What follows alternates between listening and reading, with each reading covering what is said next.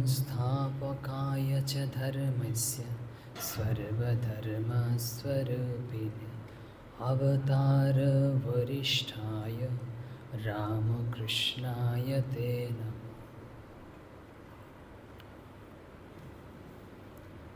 অবতারাদিগণ কিভাবে ধর্ম স্থাপন করেন, তা আমরা বিষয়ে তীর্থাদি দর্শন করতে করতে বিষয়ে প্রবেশ করি। কারণ এভাবে করলে আমাদের মন পবিত্র হবে, শান্ত হবে, ধীরে ধীরে একাগ্র হতে থাকবে।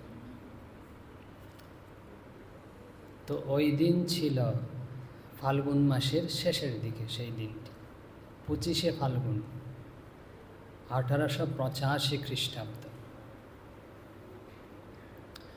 7 মার্চ শনিবার। তো ফাল্গুন অর্থাৎ হচ্ছে ঋতুরাজ বসন্তের যে আগমন হয়ে গেছে। তো সম্পূর্ণ প্রকৃতি বসন্তের সাজে সেজে রয়েছে, শান্ত স্নিগ্ধ।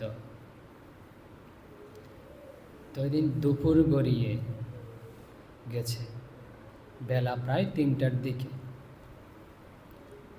সূর্যের বিমল কিরণ মন্দিরের চূড়ায় স্পর্শ করেছে।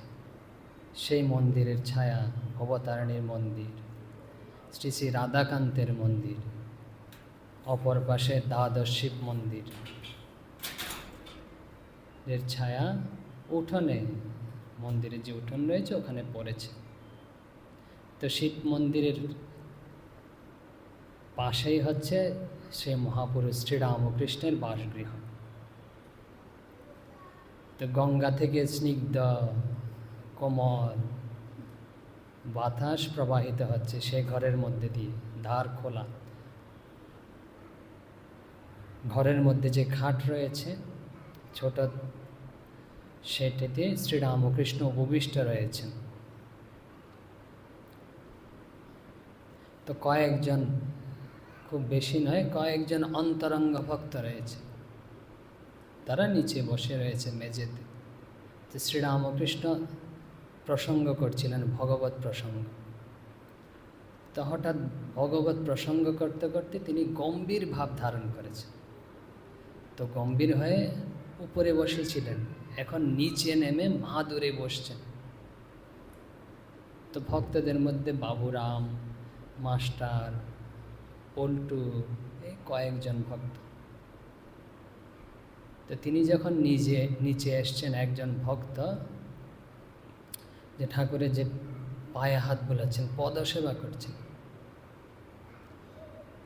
তো শ্রীরামকৃষ্ণ গম্ভীরভাবেই বলছেন, এর ভিতরে যদি কিছু থাকে অজ্ঞান অবিদ্যা চলে যাবে। এর ভিতর মানে হচ্ছে শ্রীরামকৃষ্ণ তো কখনো বলতেন না আমি, আমার, এসব বলতেন না।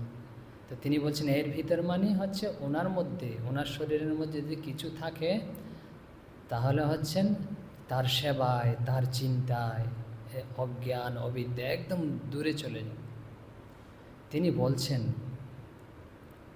যে এখানে অপর কেউ নেই, হচ্ছে অপর মানে হচ্ছে অন্য কেউ নেই, যারা রয়েছে দু একজন অন্তরঙ্গ ভক্ত। তার মানে হচ্ছে তিনি যে কথাগুলি বলবেন, গুহ্য কথা, যে উপলব্ধির কথা, তা হচ্ছে অন্তরঙ্গ ভক্তই শোনার মতো যোগ্যতা অর্জন করেছেন। তো যার মধ্যে বিশ্বাস রয়েছে, ভক্তি রয়েছে, তিনি বলছেন এই অন্তরঙ্গ ভক্তদেরই, যাদের বিশ্বাস আছে, আমাদের যদি বিশ্বাস থেকে থাকে বিন্দুমাত্র, তা আমরাও শোনার যোগ্যতা লাভ করেছি। তো সেদিন দেখলাম খোলটি ছেড়ে, খোল মানে হচ্ছে দেহ, তিনি পূর্বেই বলেছি তিনি আমি আমার এসব ব্যবহার করতেন না। তো এর দেহের মধ্যে যিনি রয়েছেন, তো তিনি এই খোলটি ছেড়ে সচ্চিদানন্দ বাইরে এলো, এসে বললে আমি যুগে যুগে অবতার। তো দেখলাম পূর্ণ আবির্ভাব, কোনো অংশ নয়, একদম সম্পূর্ণ সচ্চিদানন্দ ব্রহ্মই আবির্ভূত হয়েছেন। তবে সত্যগুণের ঐশ্বর্য, তিনি বলছেন হচ্ছে শান্ত ভাব, উগ্র যুদ্ধ এসব ভাব নেই, সত্যগুণের ঐশ্বর্য। তো যারা ভক্তরা ওখানে বসে রয়েছেন, দু একজন ভক্ত, তো তারা এই কথাগুলোর সাথে সাথে গম্ভীরভাবে তিনি বলছেন, অনুভব করছেন যে ঠিকই জীব ভবে ভগবত আবেশ তাদেরকে আবিষ্ট করে রয়েছেন। সে ভগবত সন্নিধানে তারা বেষ্টিত হয়ে বসে রয়েছেন, এরকম অনুভব করছেন। এরূপ অনুভবের পরেও কারো কারো মনে হয়তো উঠেছে, আচ্ছা তিনি যদি সাক্ষাৎ সচ্চিদানন্দ ভগবান অবতার হন, তিনি যা অনুভব করেছেন, তো তিনি তো কালী মাতাকে, শ্রী শ্রী মাকে, আদ্যাশক্তিকে অথবা বিভিন্ন দেব দেবীকে কেন প্রণাম করেন, অথবা কেন তিনি সাধন করেছেন, আরাধনা করেছেন? তখন শ্রীরামকৃষ্ণ নিজে থেকেই বলছেন, শক্তির আরাধনা চৈতন্যও করেছিলেন, যে শক্তির আরাধনা চৈতন্য করেছিলেন। তো একটা কথা আমরা প্রথমে বলেছি, শ্রীরামকৃষ্ণ বলেছেন যে এর ভিতর যদি কিছু থেকে থাকে তো অজ্ঞান বিদ্যা চলে যাবে তার সেবায়, তার চিন্তায়। তো শ্রী শ্রী মা এই চিন্তা শব্দটাকে খুব সুন্দরভাবে বলেছেন আমাদের এই যে শ্রী শ্রী মা সারদা দেবী। বলছে কার এরকম চলে যাবে, বলছে তার চিন্তা মানে কি? বলছেন তার চিন্তা মানে হচ্ছে তার ধ্যান চিন্তা করা। আরও বলেছেন শ্রী শ্রীমা, বলছে তার চিন্তা মানে তিনি যেসব করেছেন সেসব চিন্তা করা। সেসব চিন্তা করলে কি হবে? বলছেন এগুলো ভাবলে তার যে সব ভাবগুলো আমাদের মধ্যে আসবে। তার যে মহান ভাব, বলে না যে পিতার যে সম্পত্তি একমাত্র পুত্রই তার হচ্ছে উত্তরাধিকার হয়ে থাকে, তো পুত্রই পেয়ে থাকেন আমরা তার সেই সব ঐশ্বর্য, মহান আধ্যাত্মিক ঐশ্বর্য। জাগতিক তো কিছু নয়, জাগতিকও দেখতে পাচ্ছেন শেষ নেই। তো তার যা চাই সব ঐশ্বর্য তাকে চিন্তা করলেই আমরা পেয়ে যাব। আরও কি, শুধু ঐশ্বর্য পেলে হবে না, মা বলছেন যে তার স্মরণ মনন করবে, যে যার চিন্তা করবে, তার দুঃখ থাকবে না, তার কোনো দুঃখ থাকবে না। এই কথাগুলো মা বলেছেন। তো শ্রীরামকৃষ্ণ বলেছেন যে এবার হচ্ছে পূর্ণ আবির্ভাব, যুগে যুগে অবতার। তো অবতাররা কী জন্য আসেন? আমরা প্রথমেই বলেছি যে সবাই জানেন স্থাপকায় চ ধর্মস্য, তার প্রধান কাজ হচ্ছে ধর্মের স্থাপন করা। যেমন যে গীতায়ও রয়েছে যে ভগবত বাক্য, ভগবান বলছেন পরিত্রাণায় সাধুনাম বিনাশায় চ দুষ্কৃতম ধর্ম সংস্থাপনার্থায় সম্ভবামি যুগে যুগে।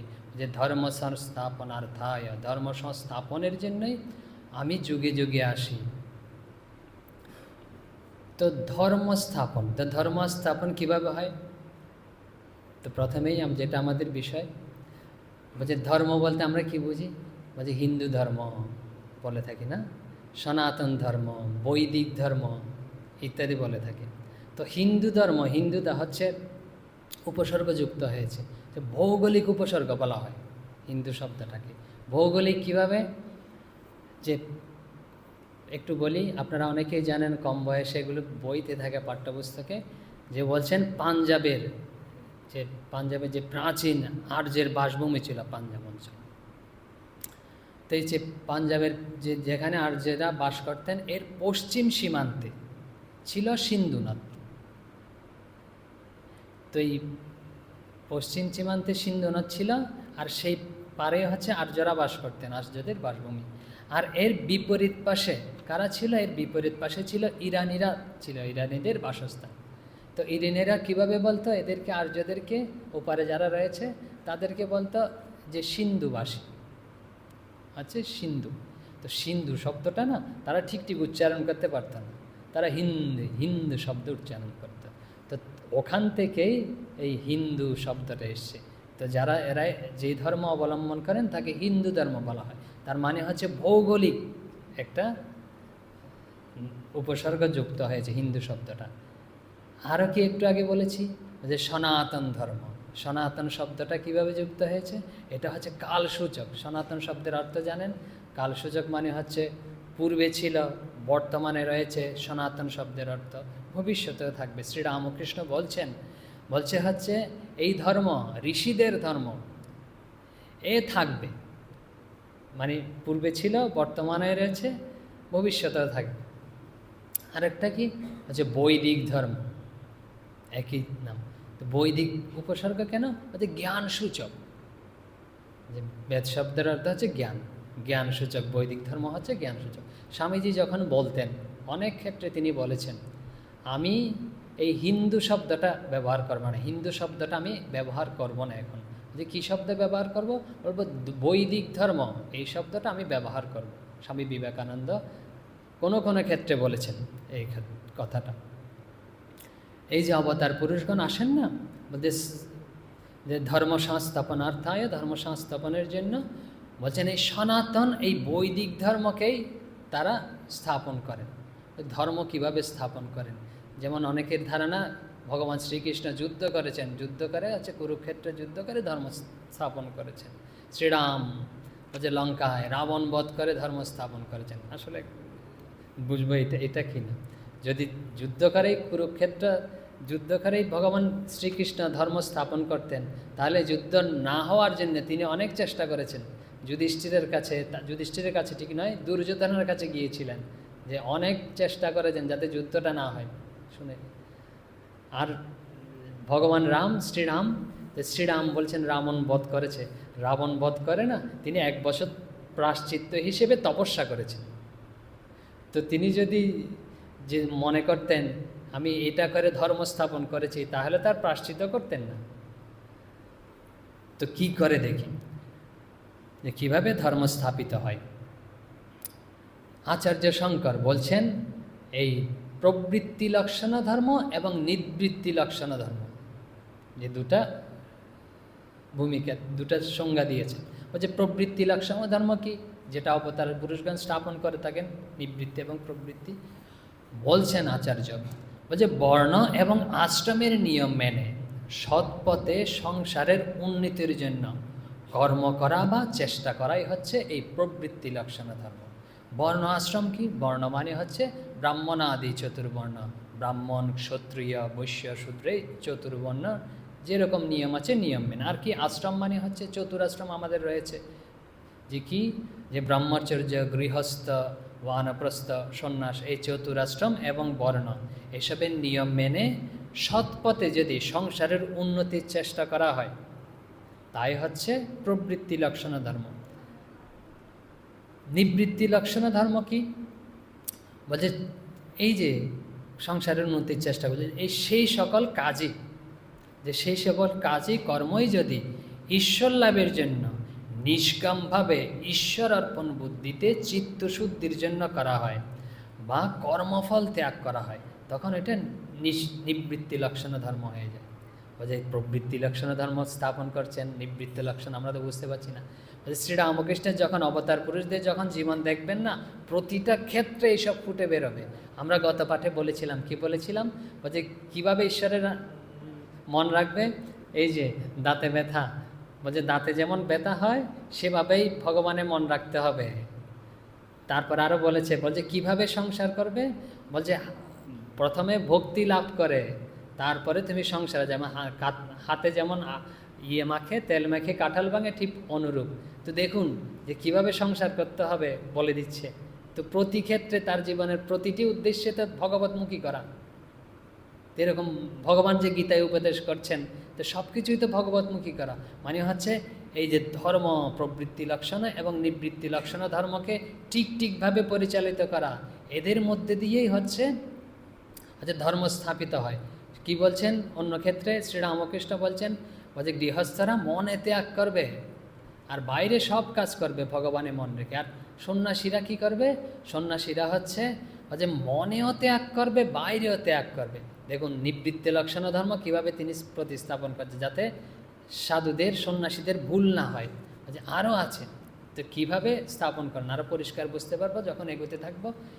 বলছে আচার্য রামানুজাচার্য কি বলছেন, কিভাবে ধর্ম স্থাপন করেন অবতার পুরুষগণ? বলছে তিনি 4টা বিষয় নির্ধারণ করেন, যে 4টা ভাবে, 4টা বিষয়ের মধ্যে দিয়ে ধর্ম স্থাপন করেন। বলছে প্রথম কি, ভক্তরা কি করে থাকেন? বলছেন ভক্তরা করে থাকেন ভগবানের যে নিজ মূর্তি রয়েছে, তো নিজ মূর্তি হচ্ছে নয়নাভিরাম, খুব সুন্দর এবং চিত্ত আকর্ষণ করে ভগবানের মূর্তি। তো এই ভগবানের যে মূর্তি চিন্তা করে তারা, চিন্তা করতে করতে মন পবিত্র হয়। শ্রীরামকৃষ্ণ সম্বন্ধে রয়েছে, শ্রীরামকৃষ্ণের এমন রূপ হয়েছে না, বলছেন মা ঢুকিয়ে নে, যে এই রূপ যে ভিতরে প্রবেশ করিয়ে যায়, যে বাইরে বেশি যাতে না হয়। তো ভগবানের খুব এরকম থাকে যারা শ্রীরামকৃষ্ণ আমরা এখনও দেখছি। আরও বলি, মহাপুরুষ মহারাজ বলছেন, অর্থাৎ শিবানন্দ মহারাজ বলছে মনে যখন কুভাব উঠবে বা যে রাগ ক্রোধ কাম যখন কুভাব উঠবে না, ভিতরে নিয়ন্ত্রণ করতে পারছে না, তখন যে শ্রীরামকৃষ্ণের যে শ্রীপট রয়েছে ওর দিকে তাকিয়ে থাকবে। শ্রীরামকৃষ্ণ বলেছেন যে সত্যগুণের আবির্ভাব, যখন ওনার দিকে তাকাবো না, তখন আমাদের ওই ভাবটা একদম শান্ত হয়ে যাবে। এই মহাপুরুষদের কথা এসব মানে বলছেন, এ হচ্ছে শ্রীমূর্তির আকর্ষণ। বলছে আরও কি, বলছে তাদের বাক্যের, তাদের যে কথাগুলো বলেছেন তাদেরও খুব আকর্ষণ। তার বাক্যগুলো স্মরণ মনন করেও ভক্ত হৃদয় পবিত্র হয়, শান্ত হয়। চিন্তা করে দেখুন, আমরা শ্রীরামকৃষ্ণের কথা, ভগবানের শ্রীকৃষ্ণের কথা পড়ছি, পরে আমরা এত যে ভাব আমাদের ধর্ম বা বুদ্ধিবিদ হতে জাগ্রত হচ্ছে, শুনতে ভালো লাগছে, বলতে ভালো লাগছে। তারা যখন নিজেরা কথা বলেছেন এই কথাগুলো, তখন ওরা যারা শুনেছেন তাদের কীরকম উদ্দীপন হয়েছে চিন্তা করে দেখুন। তো এই জন্য রামানুজ বলছে তাদের বাক্যের খুব মাহাত্ম্য রয়েছে, যে তাদের বাক্যের খুব আকর্ষণ রয়েছে। এগুলো স্মরণ মনন করলে বলছে তব কথামৃতম তপ্ত জীবনম, বলছে তোমার কথা এই অমৃত স্বরূপ ভগবত বাক্যগুলো। বলছে তপ্ত জীবন যে রয়েছে, এই জীবনে তপ্ত মানে হচ্ছেন আগুন জ্বলছে, ধরুন যে কড়াই খুব গরম কড়াই, বুঝতে পেরেছেন, ওখানে যখন জলের ছিটা দিলেন ছেদ করে ঠান্ডা হয়। ও যে আমাদের জীবনে তপ্ত জীবনে এরকম, তাদের কথা হচ্ছে জলের ছিটা দেওয়ার মতো, জল ঢেলে দেওয়ার মতো, তপ্ত জীবনকে এরকম শান্ত করা যায়। তাদের বাক্যের এরকম মাহাত্ম্য। আরও কি, ও যে তাদের পাদপদ্ম ধ্যানের দ্বারা সংসার নিবৃত্ত হয়ে যায়। তাদের যখন পাদপদ্ম আমরা চিন্তা করি না, তখন সংসার নিবৃত্ত হয়ে যায়। দেখুন একটু করে চিন্তা করে যে ভগবানের এই পা, বিমল পা, একটু করে চিন্তা করুন কোথায় সংসার হারিয়ে যাবে। একদম এক্ষণের জন্য, যদি এক সেকেন্ডের জন্য ওখানে মন একাগ্র হয় না, কি বিমল শান্তি অনুভব করবেন, সংসার তখন থাকেই না। এগুলো মহাপুরুষদের কথা। রামানুজাচার্য বলছেন সংসার নিবৃত্ত হয়ে যায়। আর কি বলছে জগৎব্যাপী এই যে পুণ্যকীর্তি যে বিস্তার করে, তাদের যে পুণ্যকীর্তি না জগৎব্যাপী বিস্তার করে। শ্রীরামকৃষ্ণের কীর্তি দেখুন কোথায়, কলকাতা দক্ষিণেশ্বর, ওখান থেকে বেলুড় মঠ, বেলুড় মঠ থেকে ঢাকা, তারপরে হচ্ছে দিল্লি, সব জায়গায়, অস্ট্রেলিয়া, দক্ষিণ আফ্রিকা, সব জায়গায়, আমেরিকা, সব জায়গায় তার কীর্তি। তো বলছে ভগবান কি করেন, এভাবেই হচ্ছে যে ধর্ম স্থাপন করেন, তার কীর্তি চারিদিকে ছড়িয়ে যায়। এখন আমরা আসি পরিত্রাণায় সাধনাম, তার মানে হচ্ছে সাধুদেরই তিনি পরিত্রাণ করেন, অন্যদের করেন না। এখন সাধু কী জিনিস, যে আচার্য শঙ্কর বলছেন ভগবান কী জন্য আবির্ভূত হন, বলছে ভগবানের আবির্ভাব হচ্ছে ব্রাহ্মণের ব্রাহ্মণত্ব রক্ষা করার জন্য। বলছে তিনি শুধু ব্রাহ্মণদের রক্ষা করেন।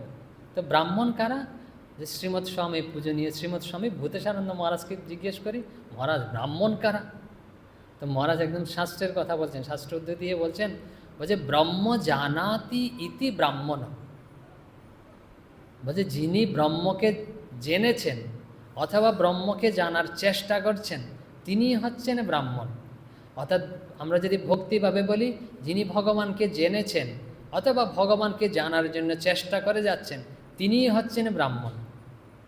তো এখন অন্য ব্রাহ্মণ যে পৈতেধারী রয়েছে বুদ্ধেশানন্দ মহারাজ, এরা হচ্ছে জাতিতে ব্রাহ্মণ। তো শুধু ঠাকুর বলছেন যার ভক্তি নেই সে ব্রাহ্মণ নয়, চণ্ডাল। আর হচ্ছে যার ভক্তি আসে সে হচ্ছে চণ্ডাল নয়, সে হচ্ছে ঠিক উঁচু জাতি। শ্রীরামকৃষ্ণের কথা বলছে জাতি এইসব যে কীভাবে বুঝবে, বলছে ভক্তিতেই, ভক্তের কোনো জাত নেই। শ্রীরামকৃষ্ণ বলছেন, এই যে বলছেন তিনি তাদের কাদের রক্ষা করে ভগবান, এই ব্রাহ্মণদের রক্ষা করে। ব্রাহ্মণ মানে হচ্ছে যারা ভগবৎপতি ভক্ত, ভগবানের পথে রয়েছে, তাদেরকে তিনি পরিত্রাণ করেন। বলছে কীভাবে রক্ষা করেন, একটু সুন্দর বলা আছে। বলছে কীভাবে রক্ষা করেন? বলছে তাদেরকে শুভ কর্মে প্রবৃত্ত করেন, যে মনের এমন ভাব করেন, ভগবান এমন উপদেশে, ভগবানের কথা, ভগবানের রূপ, ভগবানের চিন্তা করলে আমাদের শুভ কাজে প্রবৃত্ত হবে, কখনো খারাপ কাজ করার জন্য মন যাবে না। তো যখন দেখবেন পরিবর্তিত হয়ে যাচ্ছে লোক, শুভ কাজ করছে, তখন হচ্ছে যে এগুলো হচ্ছে ভগবানের দ্বারাই হচ্ছে, শুভ কর্মে পবিত্র করেন। আর কি করেন? যে ব্রাহ্মণত্ব রক্ষা করেন, যে বিবেক দিয়ে থাকেন তাদের। আমাদের যদি বিবেক বুদ্ধি ঠিক না থাকে না, তাহলে তো আমরা অন্যায় কাজ করব, চণ্ডাল হয়ে যাব। আর কি বৈরাগ্য দিয়ে থাকেন, জ্ঞান দিয়ে থাকেন, ভক্তির দিয়ে থাকেন, এসব দিয়ে তিনি পথ প্রদর্শন করে থাকেন। এভাবেই হচ্ছে তিনি ব্রাহ্মণত্ব রক্ষা করেন, অর্থাৎ পরিত্রাণ করেন সাধুদের। নাহলে যদি সাধু এলোমেলো আচরণ করতে থাকে, ব্রাহ্মণ যদি এলোমেলো জীবনযাপন করতে থাকে, ভক্ত যদি উচ্ছৃঙ্খল জীবনযাপন করতে থাকে, তাহলে তারা ধ্বংসের পথে গিয়ে যাবে, পরিত্রাণ পাবে না, বলতে বিনশ্যতি, বিনাশপ্রাপ্ত হবে তারা। এভাবেই রক্ষা করেন। তারপরে কি বলছেন? পরিত্রাণায় সাধুনাং বিনাশায় চ দুষ্কৃতাম, দুষ্কৃতিকারীদের বিনাশ করে। কিভাবে বিনাশ করে? যখন যেই যুগে যেভাবে প্রয়োজন হয় সেভাবে বিনাশ করে। তো এই যুগে কীভাবে প্রয়োজন হয়েছে, কিসের প্রয়োজন হয়েছে? একটু গিরিশ ঘোষের স্মৃতির কথা বলি, খুব সুন্দর। যে গিরিশ তখন হচ্ছে ভারতের বিখ্যাত ব্যক্তিত্ব, কলকাতা ভারতের রাজধানী, ভারতের বিখ্যাত ব্যক্তিত্ব, যে হচ্ছে কবি, নাট্যকার সব। তো তিনি শ্রীরামকৃষ্ণের কাছে এসছেন। তো প্রথম দিন এসছেন না, এসে দেখছেন আর কি, দাঁড়িয়ে দাঁড়িয়ে দেখছেন।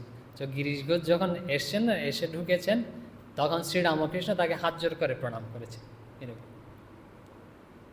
তো কী করবেন? সাধু যদি হাত জোর করে প্রণাম করে, তখন গিরিশ ঘোষও উপরে পড়ে না, এরকম হাত জোর করেছে শ্রীরামকৃষ্ণের সামনে। তো এই দিন তো চলে গেল। তারপর আরেক দিন এসছে। তো পরে যখন আবার এসছে না, তখন শ্রীরামকৃষ্ণ এরকম হাত জোর করে মাথা নিচু করে প্রণাম করেছেন। তখন গিরিশ ঘোষ কী করবে? হাত জোর করে মাথা নিচু করে শ্রীরামকৃষ্ণকে প্রণাম। তারপর ওই দিনের মতো হয়ে গেল। আবার এসছে পরবর্তীতে, তখন শ্রীরামকৃষ্ণ কী করেছে? হাত জোর করে মাথা নিচু করে একদম ঝুঁকে প্রণাম করেছে এরকম গিরিশকে। এর পরবর্তীতে যখন আবার এসছে, তখন শ্রীরামকৃষ্ণ এই গিরিশ ঘোষকে একদম ভূমিতে মাথা ঠেকিয়ে, এরকম ভূমিতে মাথা ঠেকিয়ে হাত জোর করে প্রণাম করেছে। তো গিরিশ কী করবে? দাঁড়িয়ে এখন হাত জোর করে প্রণাম করলে চলে? তো তিনিও কী করেছেন? এই মাথা ঠেকিয়ে না প্রণাম করেছে একদম ভূমিতে শ্রীরামকৃষ্ণকে। পরের বার যখন গিরিশ ঘোষ এসছে, শ্রীরামকৃষ্ণ নিচে হওয়ার আগেই না গিরিশ ঘোষ সাষ্টাঙ্গ প্রণাম করেছে, আর সুযোগ দেয়নি। তো গিরিশ ঘোষ এই ঘটনার উল্লেখ করে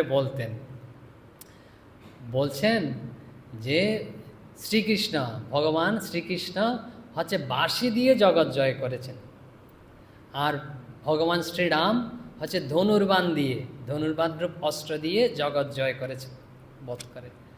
আর শ্রীরামকৃষ্ণ হচ্ছে প্রণাম অস্ত্র দিয়ে না জগৎ জয় করেছে। এই অস্ত্র সবার কাছে এরকম নতমস্তকে।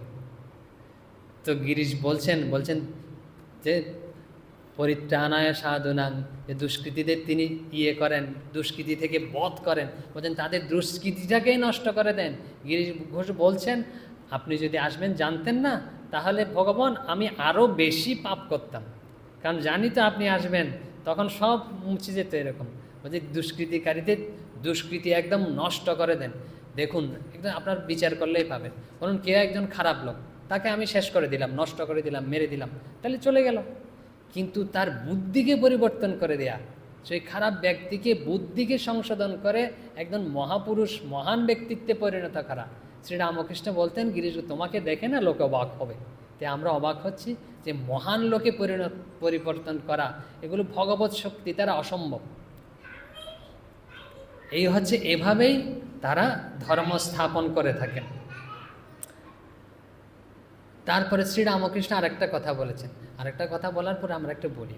শ্রীরামকৃষ্ণের একটা কথা আছে যে ভগবানের হচ্ছে, ভক্তের হৃদয় হচ্ছে ভগবানের বৈঠকখানা, ভক্তের হৃদয় হচ্ছে তিনি বাস করেন, তার হচ্ছে ভক্তের হৃদয় তার বৈঠকখানা। শ্রীরামকৃষ্ণ এই কথাটা বলেছেন। তো ভক্তদের মাঝে তিনি রয়েছেন, ভক্তরা যেটা বলে না শুদ্ধ মনে ভগবত ভাবে, তখন হয়েছে এটা তারই কথা। তারই আদেশ। তো আমাদের কেউ কেউ বলছেন, মহারাজ আপনি গীতা পাঠ করবেন মাঝে মাঝে, আর কেউ কেউ বলছেন ওই যে আদ্যাশক্তি সম্বন্ধে মা সম্পর্কে বলবেন। কিন্তু আমাদের যেটা বিষয় না, ওটা হচ্ছে শ্রীরামকৃষ্ণের জীবন। তা আমরা শ্রীরামকৃষ্ণের জীবনের যেখানে যেখানে প্রয়োজন, তো সেখানে সেখানে গীতার শ্লোক উদ্ধৃত করব। যে গীতা একটা শ্লোক উদ্ধৃত করলাম, আরেকটা করব।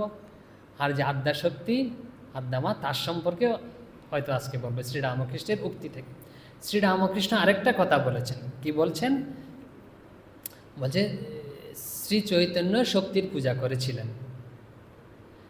তো অবতার পুরুষরা কেন তাহলে শক্তির পূজা করেন? শ্রী চৈতন্য করেছেন, শ্রীরামকৃষ্ণ করেছেন, কেন শক্তির পূজা? তো তার কথা থেকে আমরা বলি, বলছেন সকলেই সে মহামায়া আদ্যাশক্তির অধীনে, সবাই আমরা এই সে আদ্যাশক্তির অধীনে, মহামায়ার অধীনে। অবতারাদি পর্যন্ত আমরা তো রয়েছি, এই যে অবতারাদি পর্যন্ত হচ্ছে এই আদ্যাশক্তির অধীনে। তিনি বলছেন অবতারাদি পর্যন্ত মহামায়াকে আশ্রয় করে তবেই লীলা করেন। যে ভাগবতে খুব সুন্দর বর্ণনা আছে, এই যে রাসলীলা হচ্ছে, বলছে যোগমায়াকে আশ্রয় করেছেন ভগবান শ্রীকৃষ্ণ। তো সব জায়গায় এরকম রয়েছে। শ্রীরামকৃষ্ণই বলছেন লীলা করেন কিভাবে, ভগবত লীলা। বলছে মায়া, যোগমায়া বা আদ্যাশক্তি, এই শক্তিকে আশ্রয় করে করে থাকেন। তাই তারা আদ্যাশক্তির পূজা করেন। তাই তারা কেন তারা পূজা করেন? কারণ তাকে করেই তো করতে হবে, তাই এই জন্যে তারা আদ্যাশক্তির পূজা করেন। এখন ভগবত বাক্য বলে গীতা থেকে, বলছে এই আদ্যাশক্তি, বলছে অজ পিসন্নব্যয়াত্মা ভূতানাম ঈশ্বর পিসন্ন। তিনি ভূতগণের ঈশ্বর, অজ, অব্যয়, তার জ্ঞান সব সময় রয়েছে, তিনি ভগবান। তো তার আবার পূজা করার দরকার কি? পরের লাইনে ভগবান বলছেন, পরের পঙ্ক্তিতে প্রকৃতিং সমদিষ্টায় সম্ভবামি আত্মমায়া। এই যে প্রকৃতি মানে হচ্ছে শক্তি, মায়া, যোগমায়া, একে আশ্রয় করেই আমি সম্ভবামি, এটা আমারই সম্ভবামি, অবতীর্ণ হই, যেন অবতীর্ণ হয়। বলছে স্বমায়া, নিজের মায়া দ্বারা। এখন আমরা দেখি এই প্রকৃতি, আদ্যাশক্তি কে? শ্রীরামকৃষ্ণের কথা থেকেই পরিষ্কার পেয়ে যাব। শ্রীরামকৃষ্ণ কি বলছেন দেখি সেই সম্পর্কে, যে আদ্যাশক্তির পূজা করে থাকেন, এই যে আদ্যামা বা আদ্যাশক্তি কে? শ্রীরামকৃষ্ণ বলছেন আদ্যাশক্তি জগতের মূলাধার। মূল মানে বুঝতে পেরেছেন? মূল মানে হচ্ছে প্রধান, গাছের মূল মানে হচ্ছে যেটার উপর ভিত্তি করে সমস্ত বৃক্ষ দাঁড়িয়ে রয়েছে।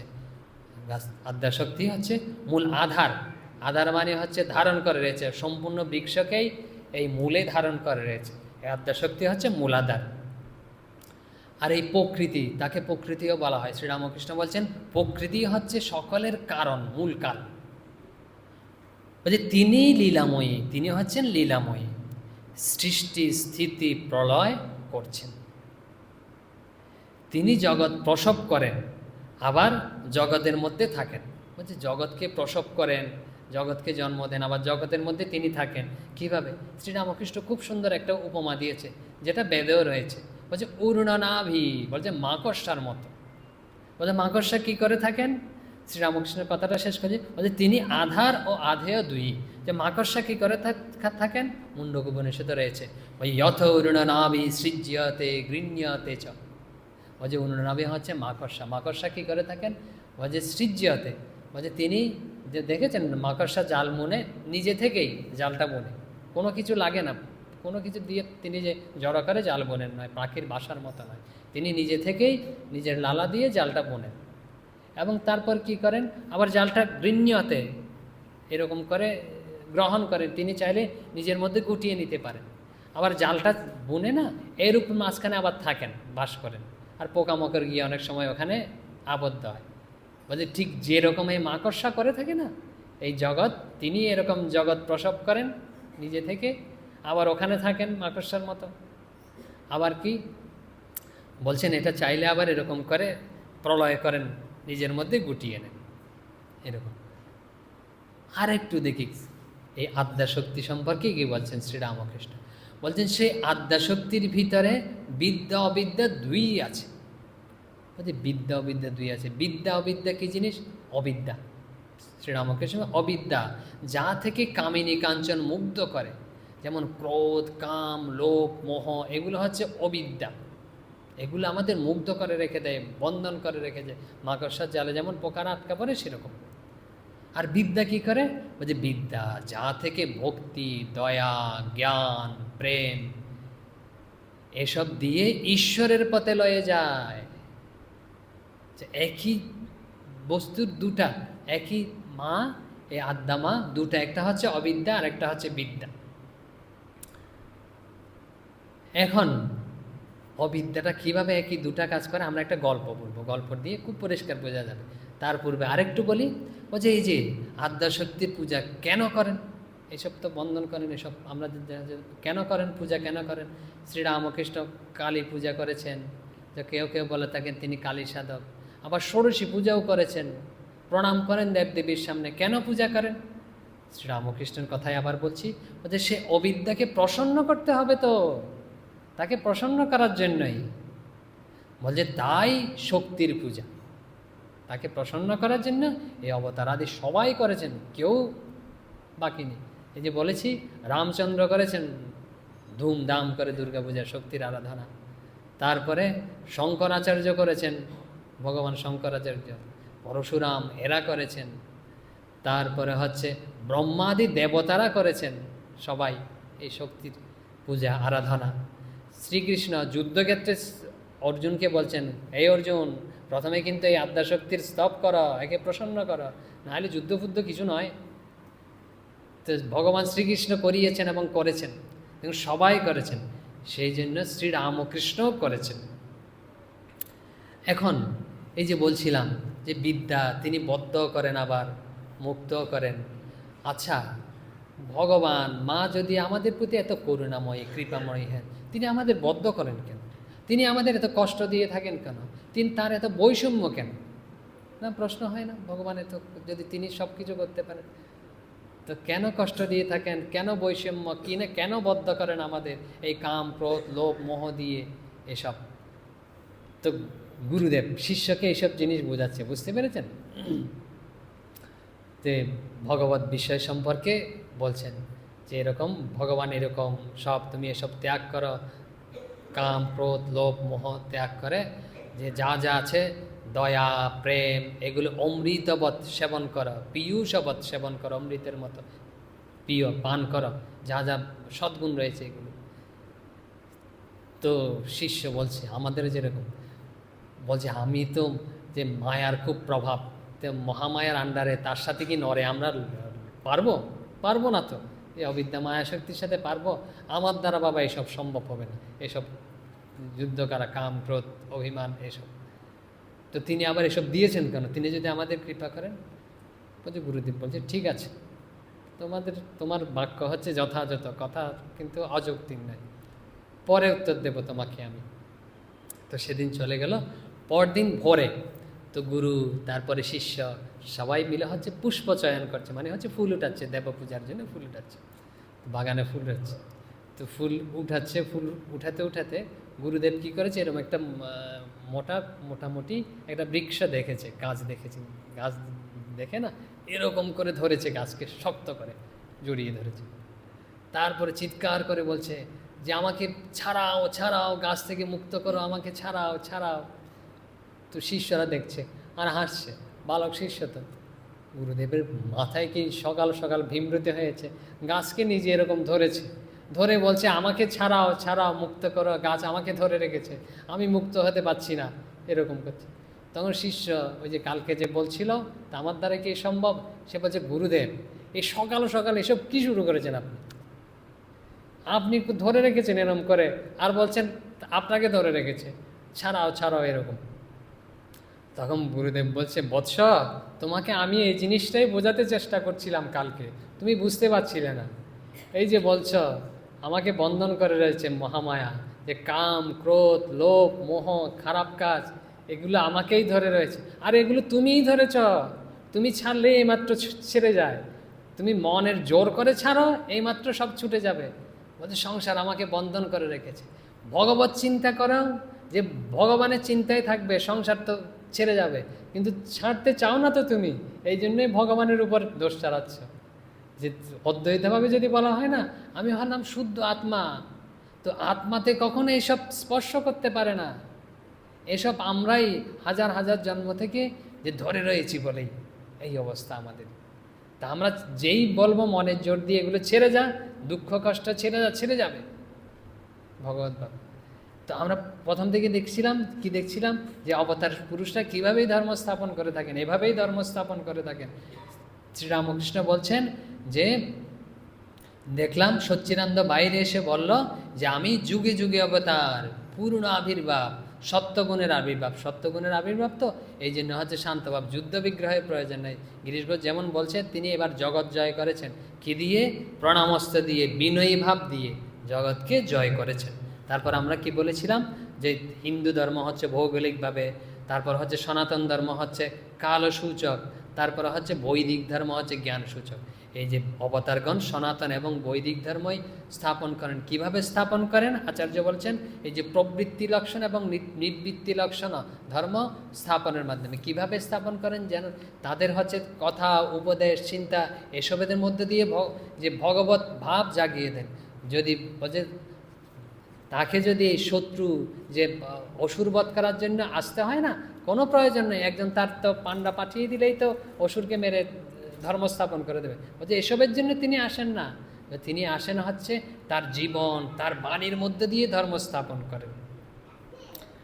আর কেন শক্তির আরাধনা? বলছে সবতারে শক্তির আন্ডারেই হচ্ছে, ভিতরেই হচ্ছে লীলা করতে হবে, এই জন্য হচ্ছে শক্তির আরাধনা সবাই করেছেন, ব্রহ্মাদি দেবতারা অবতারগণ সবাই করেছেন এবং তিনিই করছেন। ওম শান্তি শান্তি শান্তি, হরি ওম তৎসৎ। শ্রীরামকৃষ্ণার্পণমস্তু।